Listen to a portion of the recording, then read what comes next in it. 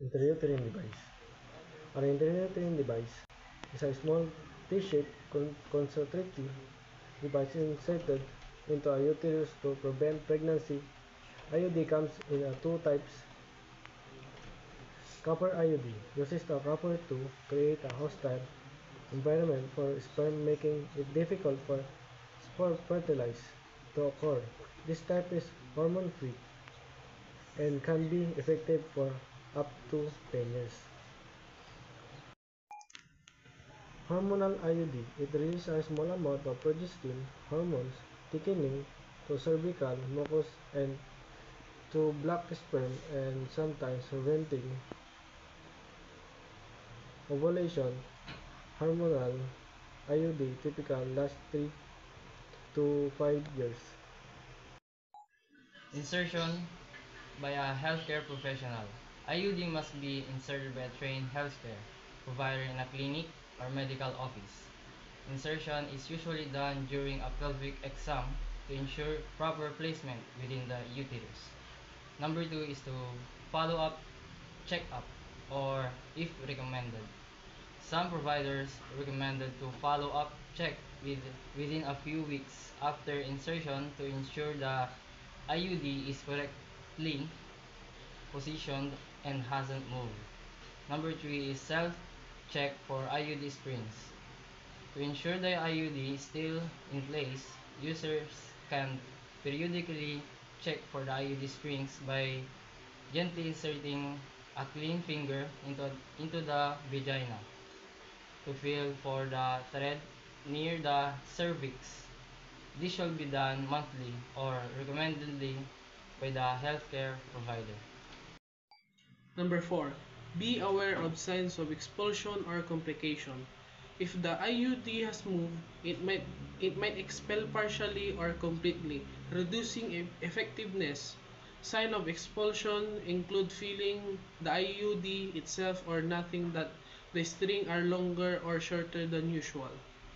If there's pain, unusual bleeding, fever, or unusual vaginal discharge, consult a healthcare provider as this could indicate an infection or another issue. Number 5. Regular checkups. Routine gynecological visits help ensure the IUD is functioning properly and hasn't shifted. Number 6. Know when to remove or replace. IUDs should be replaced when they reach the end of their effective lifespan, usually between 3 to 10 years depending on the type, or when the user wants to become pregnant or switch methods. Only a healthcare provider should remove the IUD. Long-lasting IUDs are effective for an extended period, ranging from 3 to 10 years, depending on the type, reducing the need for frequent replacement. High-effective IUDs are over 99% effective to preventing pregnancy, making them one of the most reliable contraceptive methods available. Reversible fertility typically returns quickly after an IUD is removed, making it an option for those who want future pregnancies. Low maintenance. Once inserted, there's no daily or frequent upkeep, making it deal those who prefer a set it and forget it method. Cost effective over time. Although the initial cost may be high, IUDs are most effective over their lifetime due to their long duration. Free option available. Copper IUDs provide effective contraception without hormones, suitable for those who prefer or need to avoid hormonal methods, lighter periods, and less cramps. Hormonal IUDs. Hormonal IUDs can reduce menstrual bleeding and cramping and in some cases stop periods altogether. Disadvantage: initial discomfort.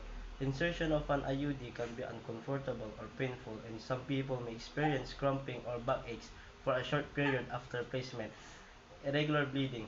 Copper IUDs can cause heavier menstrual bleeding and more intense cramps, while hormonal IUDs may cause irregular bleeding or spotting in the first few months. Risk of explosion. The IUDs can be sometimes move out of place or even fall out particularly in the first few months after insertion. Explosion is more likely in younger women and those who have never given birth. Increased risk of pelvic infection. There's a small risk of infection within the first 20 days after insertion, which can lead to pelvic inflammatory disease. Possible uterine perforation. In rare cases, the IUD may puncture or perforate the uterine well during insertion, which may require surgical intervention. No STI protection. IUDs do not protect against sexually transmitted infection, STI, so additional protection may be necessary if there is a risk of STI. Hormonal side effect for hormonal IUD. Hormonal IUD may cause side effects like mood changes, breast tenderness, and acne, although these effects tend to be less than those associated with other hormonal contraceptives.